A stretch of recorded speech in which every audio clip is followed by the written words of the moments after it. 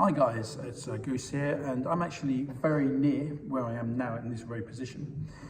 I'm actually very near to the place where Cream first formed, which is Neasden. I'm in Harlesden, and in Neasden, literally a stone's throw away here in London, that is where the Cream first rehearsed.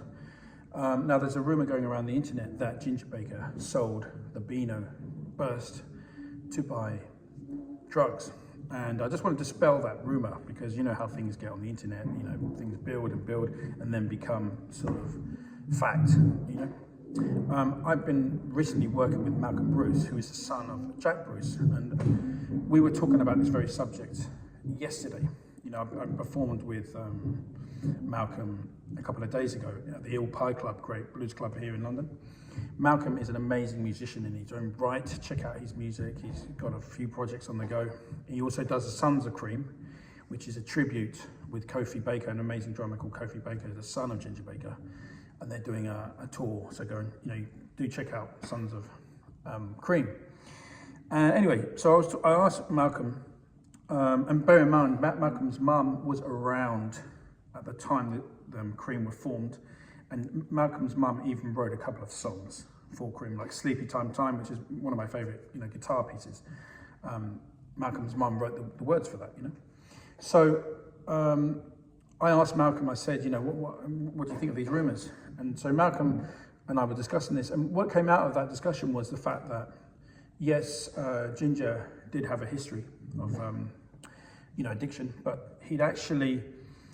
He'd gone and seen the Blues Breakers perform, and because he was a massive Eric Clapton fan, okay, and he really admired Eric's playing. You know, Eric was a really young guy, had this beautiful Beano Les Paul that he used on the Blues Breaker album, JTM 45, Celestians, whatever. Just had this crazy good sound and playing ability. You know, more advanced than his age, and he really admired Clapton so much, and he wanted to, he'd recently left the Graham Bond organisation, and he wanted to form a new trio. So he went to Clapton, watched the Blues Breaker gig, and had a meeting with Clapton and said, look, I want to form this new trio. I've got this idea to form this new trio. Are you interested? Clapton said, yes, however, I'll only do it if you get Jack Bruce, because Jack Bruce was the best bass player in London at that time. So Ginger and Jack obviously had a history of, you know, they had their history, which is, you know, very famously, you can find, you know, read about it on the internet or books, whatever. They had a history of falling out. In fact, you know, they pulled a knife on each other on in the Graham Bond organisation, so that, you know, it had even got quite, you know, tense numerous times. But anyway, Ginger said, okay, let's get Jack in, let's, you know, and they had a meeting, and this is relayed to Malcolm by his mum, you know, who was around, and he basically, they had this meeting, and at this meeting, Ginger agreed to go cold turkey. Okay, so he agreed to not take any drugs. So in the first part of Cream, Ginger was not taking any drugs. So before the rehearsal, Ginger went cold turkey. So that begs the question, why would he sell a Les Paul for drugs when he wasn't taking drugs? Okay, so that hopefully will dispel the rumours there. Ginger didn't actually become involved in drugs again until the end of Cream, when they were touring America, and they were pretty much finished.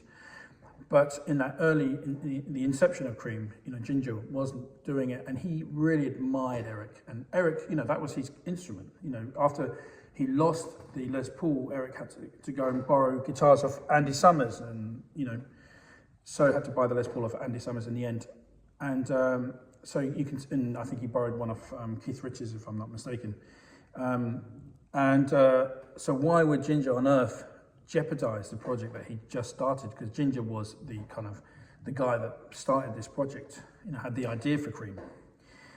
So, you know, why would he go and then sell, you know, the Eric Clapton's instrument and completely jeopardize the project? Because that was Eric's sound at the time. Eric was famous for that Les Paul and that JTM 45, you know, that was a match made in heaven. You know, why would Ginger go and sell half of that, the deal that made Cream so made the Blues Breakers and made Eric Clapton's identity. You wouldn't do that. You know, nobody would.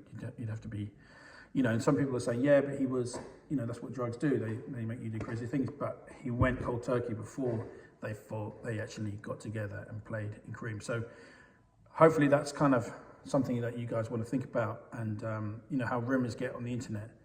And so my personal opinion after speaking to Malcolm, who you really should check out, brilliant musician, brilliant music. My opinion on this subject is no, Ginger Baker did not steal and sell the Beano burst. So, my opinion. Thanks guys for watching the video. Speak soon. Take care.